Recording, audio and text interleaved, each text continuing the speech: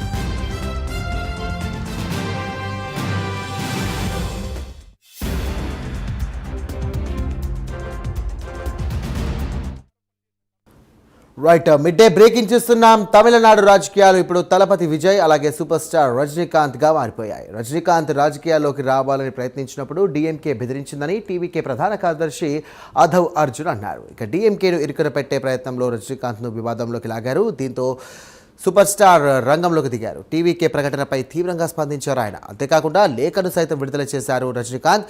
తాను ఎవరికి కూడా భయపడలేదని, అన్నిటికీ కాలమే సమాధానం చెబుతుందని తెలియజేశారు.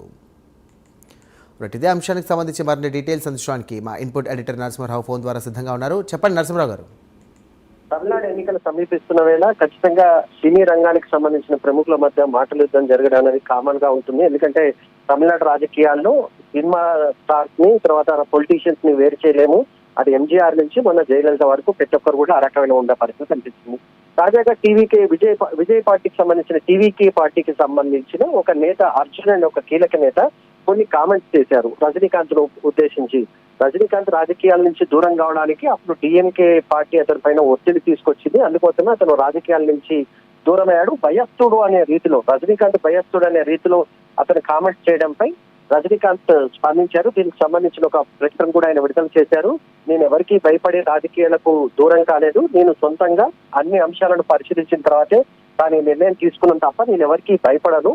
అదే విధంగా మీ కామెంట్స్ కి సంబంధించి ఖచ్చితంగా కాలమే సమాధానం చెప్తుందని ఒక పదం వాడటం ద్వారా కొంత ఆయన ఇండికేషన్ ఇచ్చినట్టుగా కనపడుతుంది. మీరు ఆవేశంగా ఉన్నారు, విజయ్ పార్టీకి సంబంధించిన నేతలు ఇష్టారాజ్యంగా మాట్లాడుతున్న అభిప్రాయాన్ని రజనీకాంత్ చాలా సైలెంట్ గా ఉంటారు. చాలా మంది విమర్శలు చేస్తే కొంత సైలెంట్ గా ఉంటాడు, కానీ ఈ ఎపిసోడ్ కి సంబంధించి మాత్రం ఆయన ఘాటుగా స్పందించినట్టుగానే కనిపిస్తుంది. తమిళనాడులో విజయ్ పార్టీకి సంబంధించిన నేతలు ఈ రకమైన కామెంట్స్ రజనీకాంత్ పని చేసినప్పుడు విజయ్ వీటిని ఖండిస్తాడని చెప్పేసి అందరూ ఎక్స్పెక్ట్ చేశారు. కానీ విజయ్ సైలెంట్ గా ఉండడంపై మాత్రం కొంత విమర్శలు వచ్చాయి. మొత్తానికి రజనీకాంత్ మాత్రం స్ట్రాంగ్ గానే కౌంటర్ ఇచ్చినట్టుగా మనకు కనిపిస్తుంది. Right, thank you Narasimharao.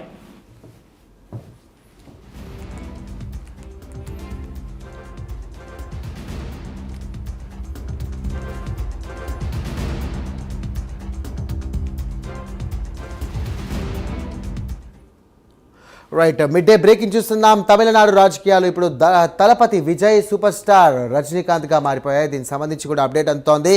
ఇక రజనీకాంత్ రాజకీయాల్లోకి రావాలని ప్రయత్నించినప్పుడు డీఎంకే బెదిరించిందని టీవీకే ప్రధాన కార్యదర్శి ఆధవ్ అర్జున్ పేర్కొన్నారు. డీఎంకేను ఇరుకున పెట్టే ప్రయత్నంలో రజనీకాంత్ కూడా వివాదంలోకి లాగారు. దీంతో సూపర్ స్టార్ రజనీకాంత్ రంగంలోకి దిగారు. టీవీకే ప్రకటనపై తీవ్రంగా స్పందించారు ఆయన. అంతేకాకుండా లేఖను సైతం విడుదల చేశారు. తాను ఎవరికి భయపడలేదని, అన్నిటికీ కాలమే సమాధానం చెబుతుందంటూ రజనీకాంత్ లేఖను విడుదల చేశారు.